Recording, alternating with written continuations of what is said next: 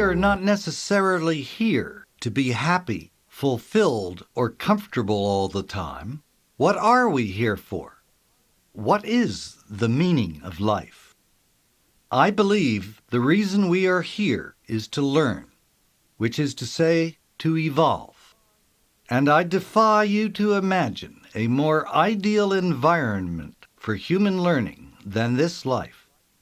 It is a life filled with vicissitudes, uncertainty, and hard lessons. But, in Benjamin Franklin's words, those things that hurt instruct. And, as is the case with both thinking and consciousness, the business of learning is neither simple nor entirely straightforward. It, too, is filled with mystery. My primary identity is that of a scientist, and we scientists are empiricists who believe that the best route to knowledge is through experience. So we scientists conduct experiments or controlled experiences to gain new knowledge and find truth in the world. By the same token, I am a spiritual person.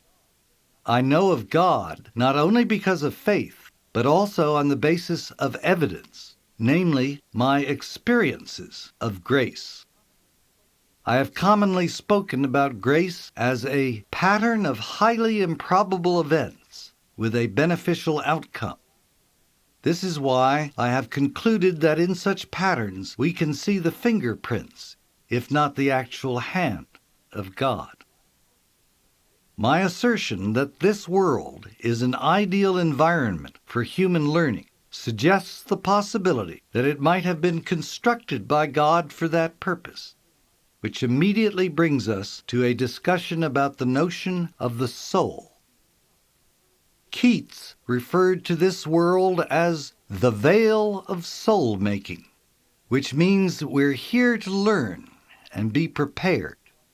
This belief is one that Christianity and other religions have in common with reincarnation theory, which suggests that we're here to get rid of bad karma and to learn lessons that are necessary so that we can eventually make the transition beyond this world of rebirth. I define the soul as a God-created, God-nurtured, unique, developable, immortal human spirit. By God-nurtured, I mean that not only did God create us from the moment of our conception, but also that God, through grace, continues to nurture us throughout our lives. There would be no point in her doing so unless she wanted something from us. What does she want? She wants us to learn, and most of grace seems to be devoted to that end. The other key word to describe the soul is developable. There would be no point in God wanting us to learn unless we were capable of development. We are evolving creatures, not only as an entire race, but as individuals. As physical beings, our bodies stop developing and inevitably decay. But our psycho-spiritual development can continue until the moment we die, and I suspect long, long afterwards. For this psycho-spiritual development, I will frequently use the word growth. And in this way, growth is inextricably dependent upon learning. During our childhood, most of our learning is passive. In other words, for the most part, it just happens. For example, to this day, how children learn to speak their language remains mostly a mystery. And even before children learn language, they learn what psychologists call their ego boundaries. There is reason to believe that the newborn infant cannot distinguish himself from the world.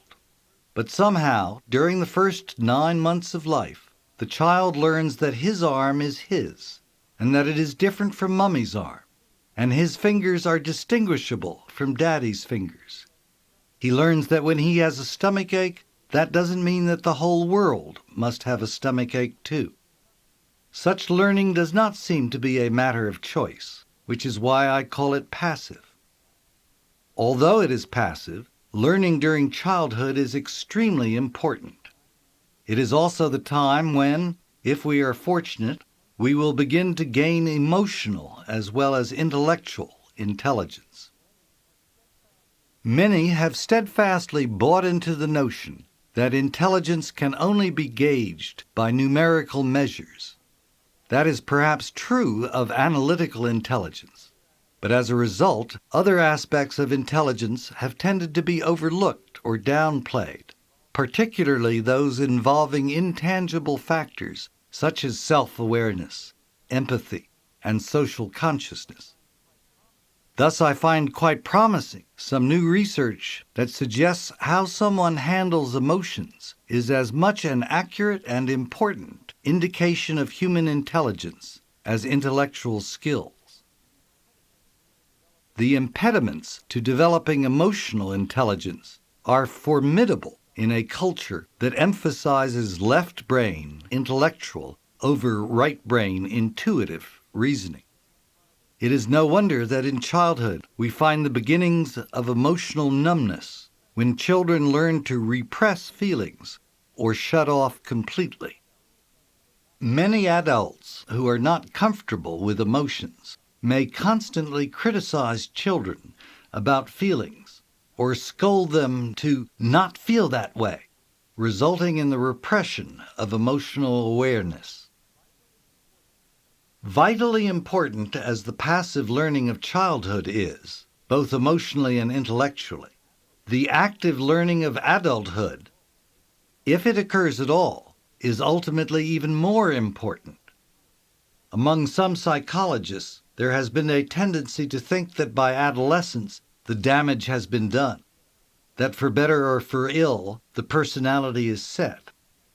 This is not necessarily so. Among other things, it is possible that, as Jonathan Swift said, the latter part of a man's life is taken up in curing all of the follies, prejudices, and false opinions he has contracted in the former part. The active learning of adulthood is not only possible, but infinitely desirable. In some ways, we understand much more clearly how people can learn in adulthood by active, deliberate choice. What we do not understand about is why. We are now confronted with the extraordinary mystery of the human will. I believe that a strong will is one of the greatest blessings that can be bestowed upon a human being.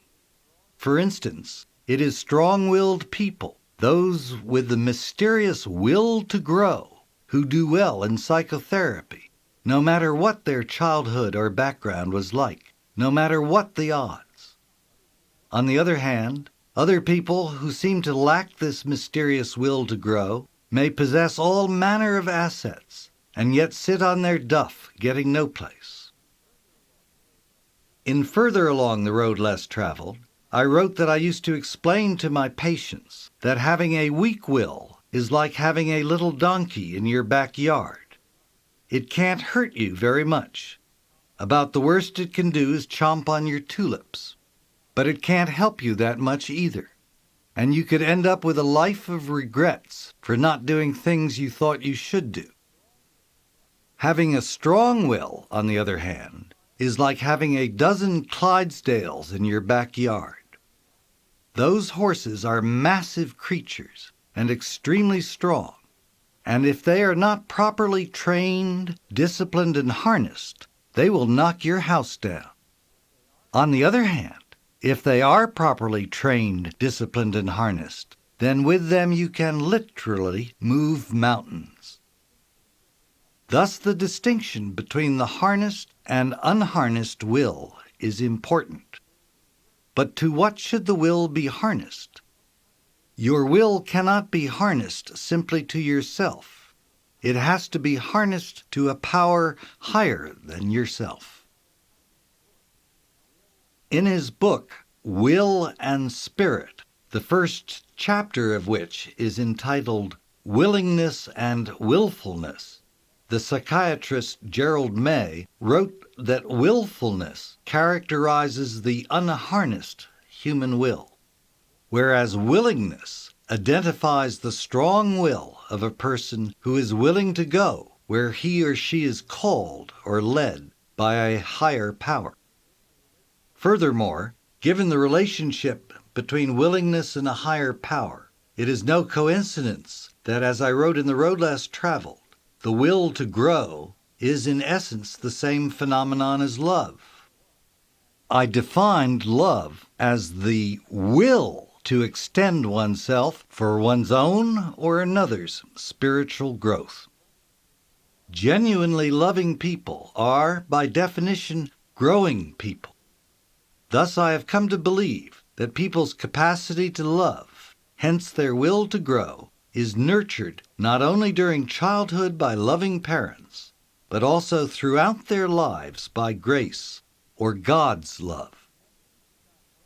Even many who do not identify God as their higher power may show a willingness to submit themselves to something they consider to be greater than themselves, such as the ideals of love, light, and truth. In the end, of course, all these qualities have something to do with God.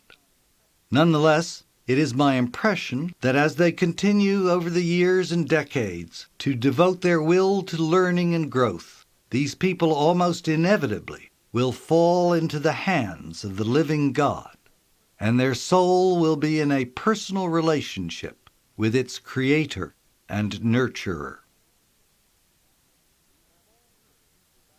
We have all heard about narcissists, people who cannot or will not think about other people. I believe that we are all born narcissists. Healthy people grow out of their natural narcissism, which can be accomplished only as they become more conscious and learn to consider others more. This learning is a spiral process because the more we learn, the more conscious we become. Learning my way out of narcissism has been the single greatest theme of my life. And looking back, marriage has been my greatest teacher. In A World Waiting to Be Born, I wrote that because of my own narcissism early in our relationship, it only began to dawn on me after 2 years of marriage that my wife Lily might be something more than my appendage. It was the friction of our relationship that opened my eyes.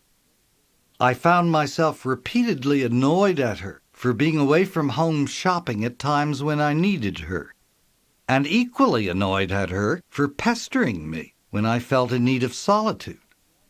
Gradually, I began to realize that most of my irritation was the result of a bizarre assumption in my mind.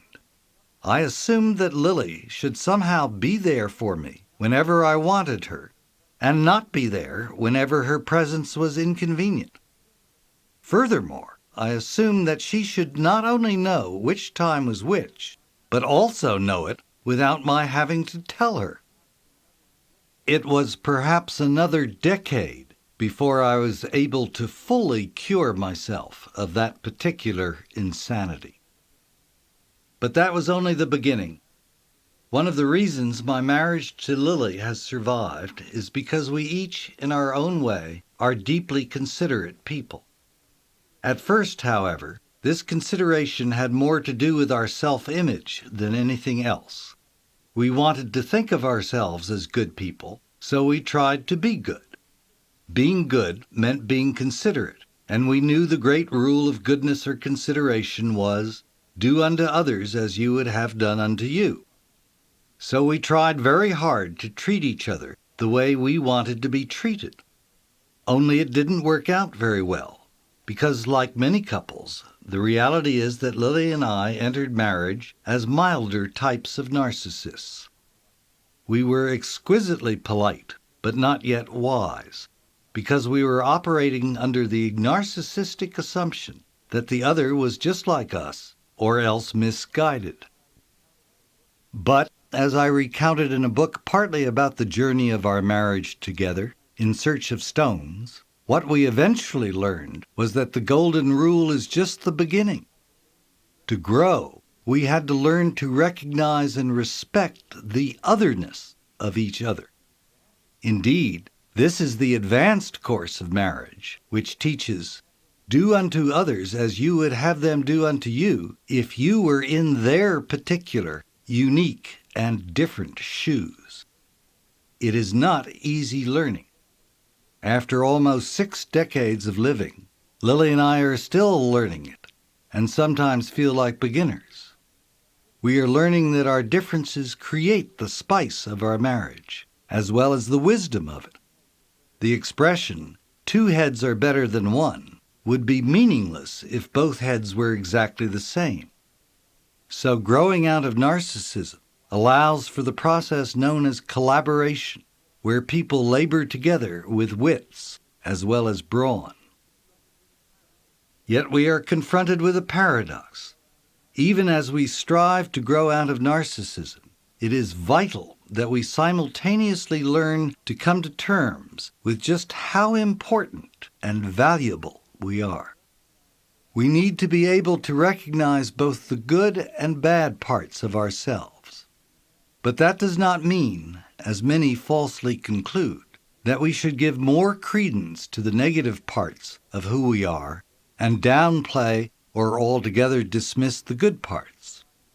Yet many do so in trying to display a pseudo-humility that may extend to an inability to receive compliments or assert themselves when appropriate to do so. Further, there is a distinction to be made between self-love, which I propose is always a good thing, and self-esteem, which I propose can often be questionable. For example, there are times when we act in ways that are unbecoming. If we deny that our behavior is bad and fail to seek ways to correct it or redeem ourselves by learning from what we have done wrong, then we are more concerned about self-esteem. On the other hand, if we are operating from a sense of self-love, the healthier thing to do would be to acknowledge our mistakes and chastise ourselves if we must, while discerning that our failure at any given moment does not totally define our worth or who we are as a person. Such moments are crucial to our growth because loving ourselves requires the capacity to recognize that there is something about us that we need to work on. So there is a difference between insisting that we always feel good about ourselves, which is narcissistic and synonymous with constantly preserving our self-esteem, and insisting that we regard ourselves as important or valuable, which is healthy self-love. Understanding and making this distinction is a prerequisite for mature mental health. As I wrote in The Road Less Traveled, the primary determinant of whether we consider ourselves valuable and important is whether our parents treated us as if we were valuable and important. Nonetheless, 18 years after the fact, I believe I was unduly pessimistic when I described the problem of someone who enters adulthood with a deep-seated lack of self-value. I had said it was close to impossible for such a person to ever learn a healthy sense of worth. But I now know there are at least 2 ways that a significant number who had never learned to value themselves when they were children can learn to do so. One is through the process of long-term psychotherapy, in which the therapist can, and often does, become a substitute parent of sorts, and heals by persistently demonstrating her or his sense of the patient's value. Certainly the most common response I have received from my own patients at the conclusion of a lengthy and successful course of psychotherapy was, "You know, Dr. Peck, you treated me as if I was more important than I thought I was." There is a second way of learning to value ourselves as adults. Sometimes God actually seems to intervene directly in people's lives to give them a message of their value. Because of the powerful nature of such an experience, its beneficiaries remain puzzled and awed by it. Although appreciative and humbled, they often continue to ask, "Why me?" years after the fact. because they still wonder what they had done to deserve such a blessing. It is indeed an experience of overwhelming grace when one who for so long has devalued himself is granted a divine revelation that he indeed does matter after all. Unbridled narcissism is the principal precursor of psychospiritual illness. The healthy spiritual life consists of progressively growing out of narcissism. The failure to grow out of it, although extremely common, is also extremely destructive. The prospect of our death and the process of our dying physically can be one of the greatest, if not the greatest, stimulus for such healthy growth. When psychiatrists talk about injuries to pride, we call them narcissistic injuries. And on any scale of narcissistic injuries, death is the ultimate. We suffer little narcissistic injuries all the time. A classmate calls us stupid, for example. We're the last to be chosen for someone's volleyball team. Colleges turn us down. Employers criticize us. We get fired.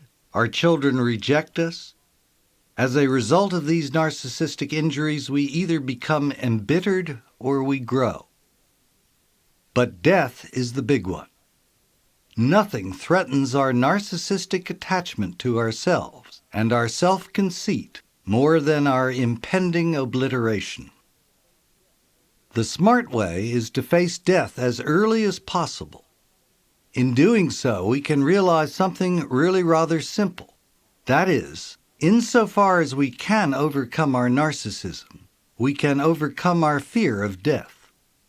For people who learn to do this, the prospect of death becomes a magnificent stimulus for their psychological and spiritual growth.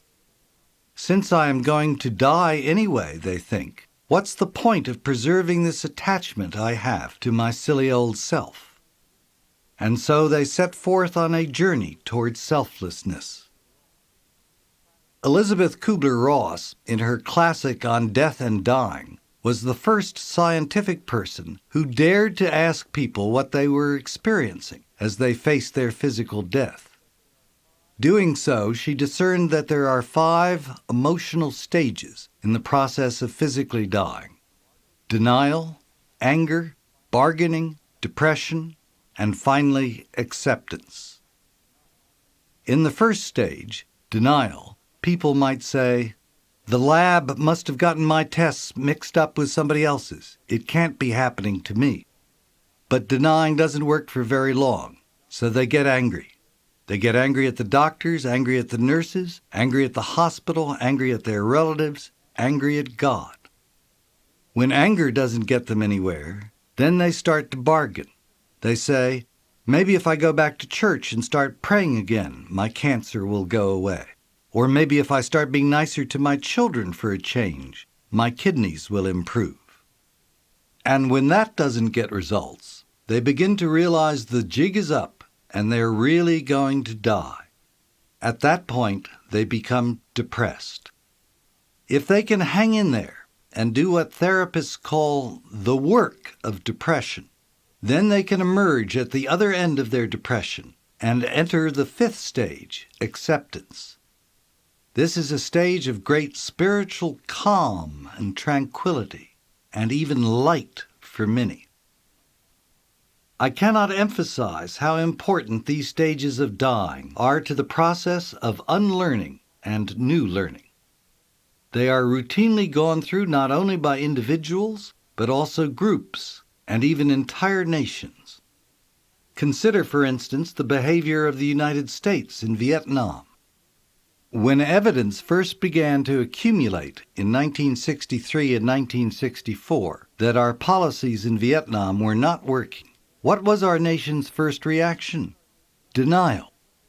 Nothing was really wrong. All we needed was a few more Special Forces troops and a few more $1 million. Then, in 1966 and 1967, as evidence continued to accumulate that our policies were not working and obviously seriously flawed, what was the government's reaction? Anger. The day of the body count began, and My Lai and torture. Yet by 1969 and 1970, when the evidence was now massive that our policies were a failure, our next response was to attempt to bargain our way out of Vietnam. We selectively stopped bombing here as a carrot and started bombing there as a stick, thinking that we could somehow bring North Vietnam to the negotiating table. But it continued to fail. Although some of us as individuals went through a significant depression over Vietnam, our government led the majority of Americans to believe that somehow we had succeeded in bargaining our way out of Vietnam. This was not true. We were defeated. We fled with over 500,000 men. Because as a nation, we generally failed at the time to do the work of depression involved in this tragedy, there was little evidence that we learned any lesson as a result. Only recently, 25 years after the fact, does it look as if we may have done some portion of the work of that depression and come to some modicum of humility in our international relations. To learn something new, we often have to empty ourselves of the old, and we often feel as if the pain will last forever. But in the cycle of life, there is always opportunity for renewal. Hope is the foundation of the rebirthing that may follow death and change. So, too, it is that the stage of depression is inevitably followed by the stage of acceptance. Initially, the stage of rebirth may be as painful as the dying. In fact, learning new ways may seem incredibly dangerous. But learning is an adventure, a journey into the unknown. It is human and smart to be afraid of the unknown, to be at least a tiny bit scared when embarking on an adventure. But it is only from adventures that we learn much of significance. Going into psychotherapy is one of the greatest adventures in human growth because of its potential to bring about the most significant learning. Many individuals, in facing the truth of their limitations, become more spiritually aware through the humility of coming clean and getting real. Sometimes it's hard to distinguish whether it is courage or desperation, the urgency that comes from hitting rock bottom, that leads someone to embark on the adventure of psychotherapy. Rumi, a 13th century Muslim mystic, said, "Organs evolve in response to necessity. Therefore, increase your necessity." So I believe that the acceptance of necessity is an act of courage itself. Thus, even when necessity or feeling desperate seems the consuming motivation, it still takes courage to go into therapy because it is truly going into the unknown. Relatively few people understand what courage is. Most people think it is the absence of fear. The absence of fear is not courage. The absence of fear is some kind of brain damage. Courage is the capacity to go ahead in spite of the fear or in spite of the pain. When you do that, you will find that overcoming that fear will not only make you stronger, but will be a big step forward toward maturity.